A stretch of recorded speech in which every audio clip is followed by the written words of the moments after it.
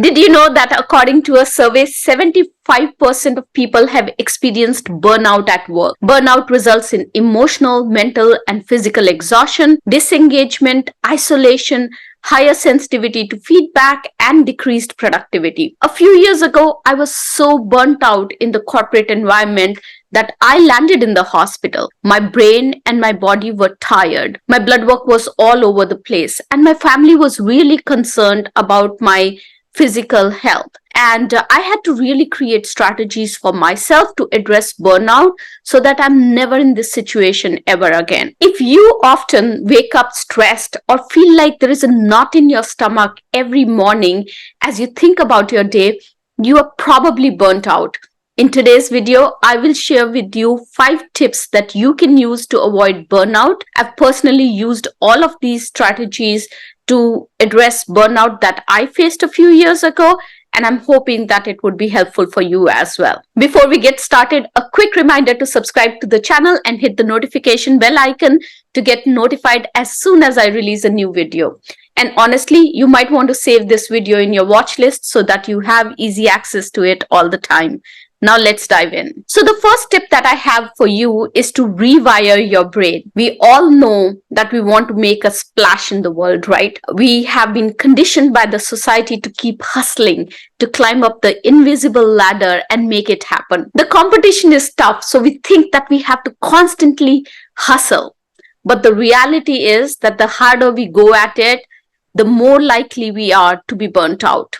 And when that happens, our creativity takes a hit, our productivity drops, and our motivation tanks. It's kind of ironic that the super fast pace we think will bring us success and happiness might actually slow us down or get us off track. Busyness has become a synonym of being successful today. So if you allow time for relaxation and breaks, then you feel like you'll be left behind in life. A study by World Health Organization published in 2021 found that overwork kills over 745,000 people per year. It's one thing to work towards your dreams and another one to work towards death. And the thing is that when you are hustling for so long, the burnout keeps building because your body just gets used to enduring that stress. That's exactly what happened to me a few years ago. I was not working towards success. I was actually working towards death. So it's important to rewire your brain. First, change the mindset that you need to constantly hustle to be successful. Research shows that when we provide our brain and body time to recharge and reset, we are more productive. Take an example of the dough. It needs to rest before it can rise. Similarly with our bodies and minds. Now let's talk about stress.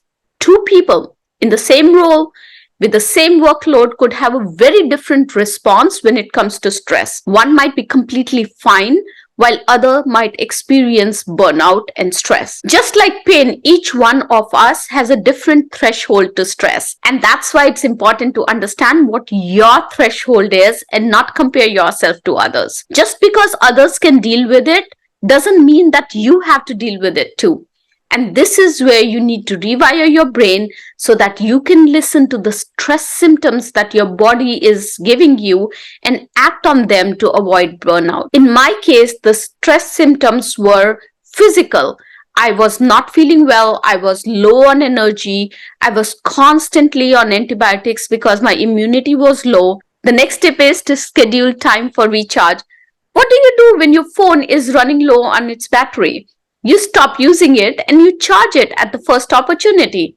It always surprises me how we value recharging our phone more than recharging our mind and body. It's okay to slow down. It's okay to rest or to sleep. It's okay to take time off. It's okay to say no to a meeting if you are feeling burnt out.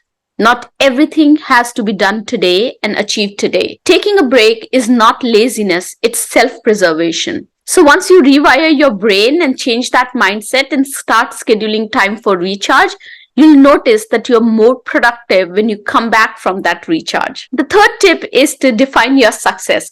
It took me a while to understand that everyone's definition of success is different. Early on in my career, I defined success by societal norms, promotions, job title, and money. Today, I measure my success through the lens of financial freedom and flexibility. So, what does success mean to you today?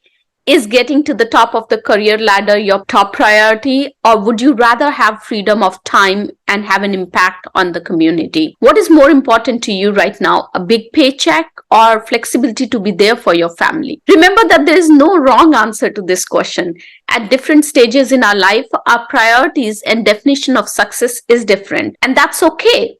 When you go through the process of identifying your success, you create your lifestyle to align with your priorities and condition your mind to the trade offs. This helps you navigate stress better and avoid burnout.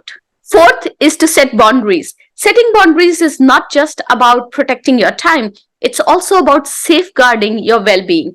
Respect your boundaries and encourage others to do the same. In my personal experience, we often respect others' boundaries, but we fail to respect our own. To establish boundaries, begin by defining your work hours and stick to them consistently.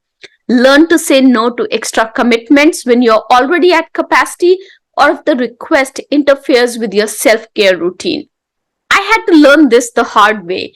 I felt wrong declining a meeting if it was set during my lunch break. I often ended up sitting at my desk going from one call to another without any breaks.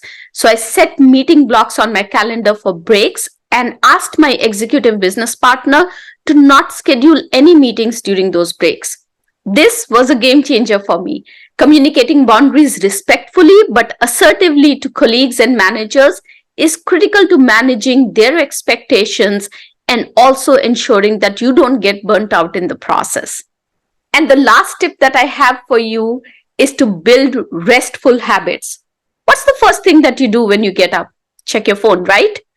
This may not seem like a big deal, but it signals your brain to get into an alert mode as soon as you wake up. When you start looking at social media or reading emails as soon as you wake up, it signals your brain to immediately start focusing on stress and sets a tone for the rest of the day. So you are stressed even before you get out of your bed. Instead, consider creating a routine that emphasizes self-care. It doesn't need to be elaborate or time-consuming. Small adjustments can make a big difference. For instance, take 5 deep breaths as soon as you wake up and express gratitude to the universe for a beautiful morning before you get out of bed. Meditate or pray, journal about your thoughts for the upcoming day. Create a routine that works for you and helps you start the day without stress. Hold off on checking emails or messages until you have completed your morning routine.